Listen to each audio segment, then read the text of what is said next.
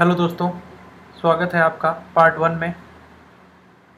ऐसी प्रॉब्लम के बारे में बताने जा रहा हूँ जो कि हर प्रोग्रामिंग स्टूडेंट को कभी ना कभी अपनी लाइफ में आती है, जो कि है हमारे पास प्रोग्रामिंग पैटर्न्स। हमने देखा होगा कभी इस तरह के स्टार आपने बनाए होंगे, जैसे स्कूलिंग के टाइम पे या फिर कॉलेज के टाइम पे।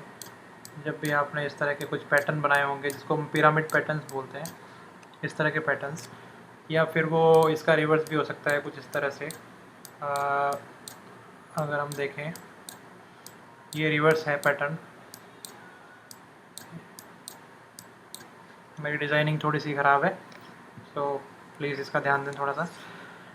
तो उसके अलावा हम देखें अगर, तो ये कुछ पैटर्न्स हैं, इसके अंदर डबल भी आ जाता है, जैसे कुछ इस तरह का पैटर्न है, या फिर कुछ इस तरह का है, या फिर इसको डबल भी कर दिया जाता है कई बार, इस तरह का। इसमें ऊपर नीचे दोनों साइड स्टार्स होते हैं, या फिर कुछ इस तरह से होता है, इसका रिवर्स कर दिया जाता है यहाँ से। तो इस तरह का कुछ पैटर्न हो सकता है आपके पास। तो ये जो अपने पास पिरामिड पैटर्न्स होते हैं, या फिर कभी कभी हमने देखा है बटरफ्लाई पैटर्न भी होता है इस तरह से, कि यहाँ से एक बटरफ्लाई जैसा बनता है और इसके बीच में यहाँ पे स्टार होते हैं दोनों साइड। ये एक बटरफ्लाई पैटर्न भी होता है, या फिर किसी भी तरह का इस तरह का कुछ पैटर्न आपको दिया जाता है बनाने के लिए। तो उसमें जो है वो स्टूडेंट्स को बहुत सारी प्रॉब्लम्स आती हैं। तो आज मैं इसी के लिए आपको एक ट्रिक बताने जा रहा हूँ जो आपने कभी किसी से नहीं सुना होगा, और मोस्टली लोगों को पता भी नहीं होता। लेकिन इसको सॉर्ट आउट करने के लिए मैं जो आपको ट्रिक बताने जा रहा हूँ, उसे सुनने के बाद आप किसी भी तरह का पैटर्न आसानी से बना पाएंगे। आपको कोई इशू नहीं आने वाला आगे। सो चलिए दोस्तों, स्टार्ट करते हैं। सबसे पहले मैं आपको एक इम्पोर्टेंट चीज़ बताने जा रहा हूँ, जिसमें इस तरह की अपनी एक लाइन होती है। ठीक है, ये आपने सबने सुना होगा कभी ना कभी।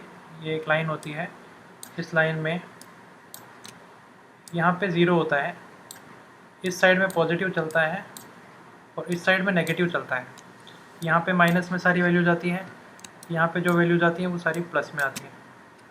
ये आपने देखी है, पॉजिटिव लाइन और नेगेटिव लाइन। तो ज़ीरो से जो छोटे हैं वो सारे इस माइनस की तरफ आएंगे, और ज़ीरो से बड़े सारी वैल्यूज़ जो हैं वो आपकी प्लस की तरफ आएंगी। ये आपको पता चल गया। तो हमने देखा है कि इसमें जो है फॉर लूप हम लगाते हैं। फॉर लूप लगाने का मतलब ये है कि जैसे हम बात करें यहाँ पे, तो बेसिकली हम अगर देखें, आपको दिख रहा होगा, मैं इसका थोड़ा साइज़ बड़ा कर देता हूँ। एक सेकंड रुकिए। स्क्रीन साइज तो आपको दिख पा रहा होगा, ठीक है। सो हमने देखा होगा कि इस तरह से कुछ लूप होता है एक अपना। ट्राई आपने किया होगा। मैं आपको सी लैंग्वेज में बताने जा रहा हूँ, आप किसी भी लैंग्वेज में इसको इम्प्लीमेंट कर सकते हैं, क्योंकि प्रोग्रामिंग के जो बेसिक कंस्ट्रक्ट्स हैं वो सेम रहते हैं। जो चेंज होता है वो सिर्फ सिंटैक्स चेंज होता है। तो हम अगर सी लैंग्वेज की बात करें, उसमें यहाँ पे अपना एक वेरिएबल होता है, इसको काउंटर वेरिएबल बोलते हैं, जो कि एक लूप को चलाता है। इसमें 3 कंडीशंस होती हैं। ये अपनी स्टार्टिंग वैल्यू है, इसमें i = 0 है। ये अपना मिडल वैल्यू है, या फिर कंडीशन इसको बोलते हैं कि i <= 5। सपोज़ हमें 5 बार चलाना है, तो ये लूप अपना 6 बार चल जाएगा, क्योंकि लेस देन और इक्वल हमने लगा रखा है। अगर 5 बार चलाना है तो ये लूप इस तरह से चलेगा। ये लूप चलेगा 0 to 5, और यहाँ पे अपना इंक्रीमेंट होता है i++। इस तरह से अपना इंक्रीमेंट हो जाता है। और इस लूप के अंदर जो भी चीज़ है वो आपका जो इंडेक्स है, करंट इंडेक्स, कि अभी कितनी बार लूप चल चुका है, कौन से टाइम चलने वाला है, वो आपको इस i वेरिएबल में मिलेगा। उस i वेरिएबल को आप इस लूप के अंदर किसी भी तरह से यूज़ कर सकते हैं। अब मैं आपको बताता हूँ कि ये अपनी उस लाइन में कहाँ पे फिट होता है। सपोज़ अपना लूप चल रहा है पॉजिटिव, लूप पॉजिटिव चल रहा है, तो सबसे पहले यहाँ पे अपनी i की वैल्यू 0 होगी। ठीक है, जो भी इंक्रीमेंट हो रहा है या जो भी डिक्रीमेंट हो रहा है वो हमेशा अपना काउंटर वेरिएबल होता है। तो हम जो भी बात करेंगे वो सिर्फ काउंटर वेरिएबल की बात करेंगे। और जैसे हमने एग्जांपल देखा, उसमें जो वेरिएबल था वो i था। अब i वेरिएबल जो है वो हमारे इस लूप के अकॉर्डिंग हम देखें, सो i equals 0 and less than equals 5, सो इसमें इंक्रीमेंट हो रहा है। इंक्रीमेंट होने का मतलब है कि आपका जो लूप है वो 0 टू पॉजिटिव नंबर्स की तरफ चलेगा। तो पहले 0 होगा, उसके बाद 1 होगा, फिर 2 होगा, फिर 3 होगा, फिर 5 होगा, इस तरह से चलता रहेगा। ठीक है, और यही मैं अगर इसको उल्टा कर दूँ तो क्या होगा, मेरा लूप सपोज़ 0 से स्टार्ट हो रहा है और मैं इसको -5 तक चलाता हूँ, तो मेरी ये कंडीशन यहाँ पे चेंज हो जाएगी, लेस देन की जगह ग्रेटर देन आ जाएगा और प्लस प्लस की जगह माइनस माइनस आ जाएगा। ये हमने देखा। और जो i की वैल्यू है वो अब रिवर्स चलने लग जाएगी, 0 टू, फिर -1 होगी, फिर -2 होगी, इस तरह से चलती रहेगी, -1 -2 -3 -4 -5। तो ये ये अपने लूप का पैटर्न रहेगा। ठीक है, ये इतना आपको समझ में आ गया। तो चलिए अब देखते हैं कि ये किस तरह से अपने प्रॉब्लम सॉल्विंग में काम आएगा। तो अभी ये जो हमने पैटर्न देखा, इस पैटर्न को हम किसी भी तरह के पिरामिड के अंदर अप्लाई करेंगे। तो चलिए चलते हैं। किसी भी पिरामिड को बनाने के लिए दो चीज़ें इंपॉर्टेंट होती हैं, एक तो वो कैरेक्टर जो आपको शो होगा, एक दूसरा कैरेक्टर जो आपको शो नहीं होगा। क्योंकि हमने देखा है कि अपनी जो स्क्रीन होती है वो कुछ इस तरह से होती है।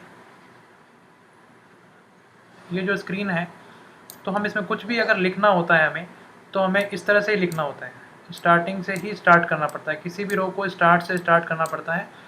तो अगर हमें इस तरह का पैटर्न बनाना है, सपोज़ हमें ये पैटर्न बनाना है, तो हमें किसी न किसी चीज़ से इस स्पेस को भरना पड़ेगा।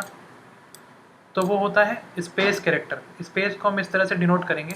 तो मैं अगर इस पैटर्न की बात करूं, तो ये पैटर्न अपना इस तरह से होगा, जिसमें पहले 3 स्पेस होंगे, फिर उसके बाद में एक स्टार होगा, ये अपनी फर्स्ट रो होगी, पहली रो। ठीक है, फिर सेकंड रो की अगर बात करें, तो सेकंड रो में इस तरह से हो जाएगा कि पहले 2 स्पेस होंगे, उसके बाद में 2 स्टार हो जाएंगे। फिर थर्ड रो की बात करें अगर, तो थर्ड रो में अपने पास एक स्पेस होगा, 3 स्टार हो जाएंगे इस तरह से। और फोर्थ रो की बात करें तो उसमें 4 स्टार हो जाएंगे।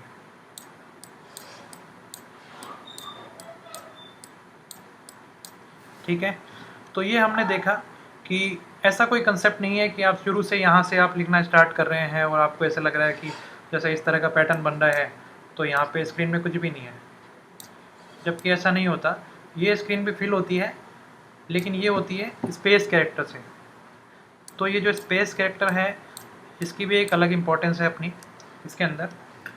तो अगर हम देखें कि ये स्पेसेस को हम कैसे मैनेज करेंगे और स्टार्स को कैसे मैनेज करेंगे, तो इसमें हमें पैटर्न को समझना ज़रूरी है। सबसे पहले अगर हम पैटर्न को समझते हैं, तो यहाँ पे आप देखोगे स्पेसेस जो हैं वो धीरे धीरे कम होते जा रहे हैं। इस रो में पहले 3 थे और 1 स्टार था, फिर यहाँ पे आपके 2 स्पेस रह गए और 2 स्टार रह गए।